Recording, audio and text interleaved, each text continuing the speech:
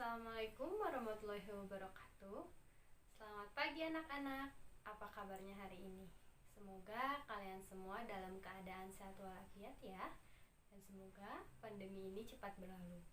Ibu harap kalian semua tidak bosan untuk mengikuti pembelajaran jarak jauh ini. Kembali lagi bersama saya, Ibu Fenty Febriani di mata pelajaran ekonomi.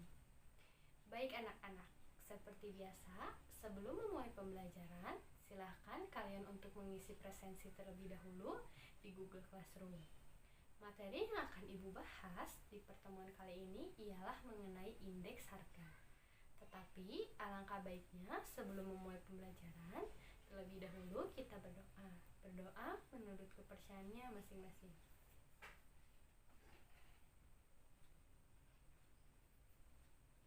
Baik anak-anak, gimana presensinya sudah diisi? Langsung saja ke materi, disimak dan diperhatikan baik-baik.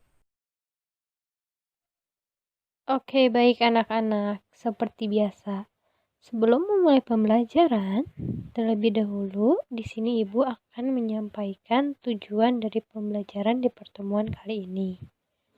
Melalui pembelajaran jarak jauh, peserta didik diharapkan dapat memahami pengertian indeks harga, mengetahui metode penghitungan indeks harga, mengetahui jenis-jenis indeks harga, serta memahami manfaat indeks harga itu sendiri. Oke, baik anak-anak. Yang pertama itu ada pengertian indeks harga. Indeks harga diartikan sebagai perbandingan antara harga rata-rata satu barang dalam tahun yang dihitung dan harga rata-rata untuk tahun dasar. Pada indeks harga ini, tahun dasar yang bisa digunakan adalah tahun yang dijadikan patokan dalam menghitung indeks harga.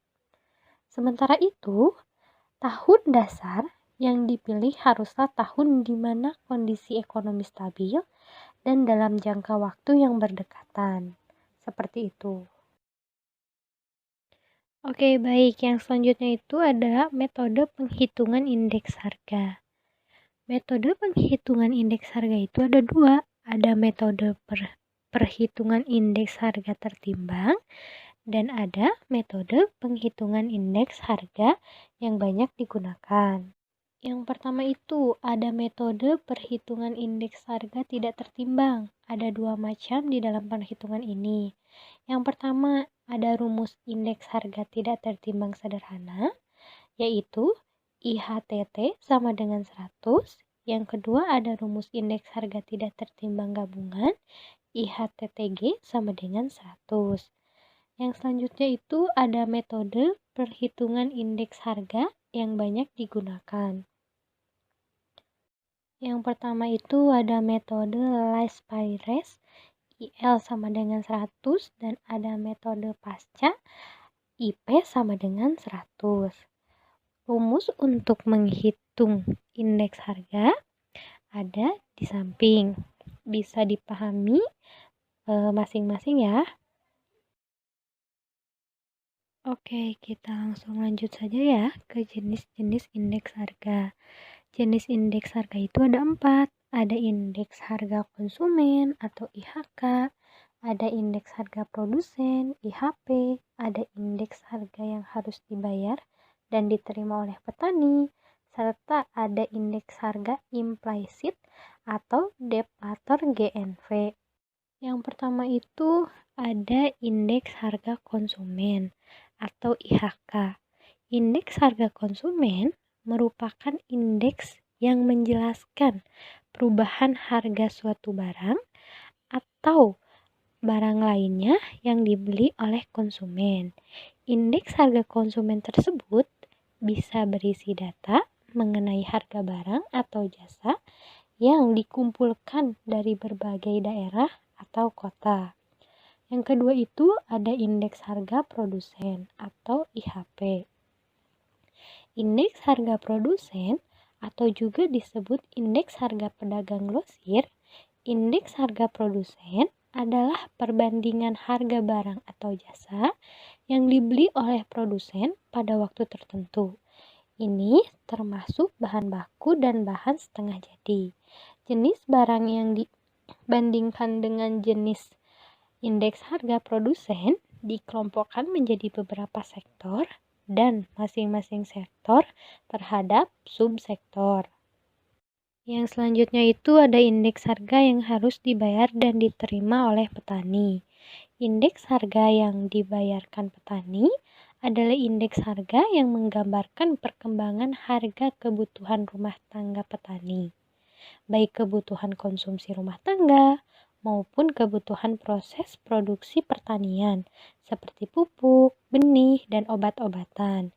Indeks harga yang dibayarkan petani dipengaruhi oleh kebijakan pemerintah, politik perdagangan, harga makanan, perumahan, pakaian, berbagai jenis barang, dan juga nilai uang.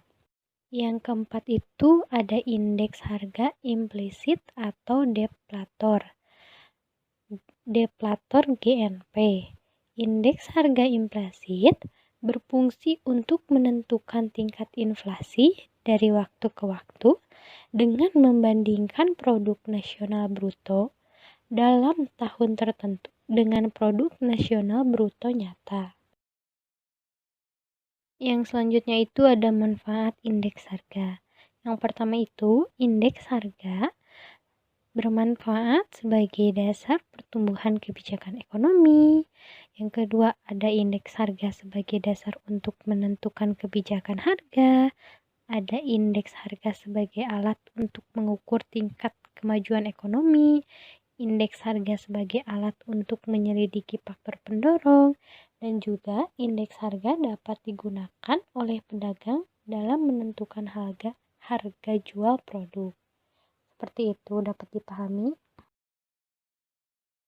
Jadi, untuk pertemuan kali ini dapat Ibu simpulkan, indeks harga adalah angka yang diharapkan dapat dipakai untuk menunjukkan perubahan mengenai harga-harga, baik harga untuk semacam maupun beberapa macam, dalam waktu dan tempat yang sama atau berlainan. Alhamdulillahirrohmanirrohim. Sampailah kita di akhir pertemuan kali ini. Materi dari Ibu dicukupkan sekian. Apabila ada yang tidak dimengerti atau tidak dipahami, boleh menanyakannya melalui WhatsApp group. Sekian dari Ibu. Wassalamualaikum warahmatullahi wabarakatuh.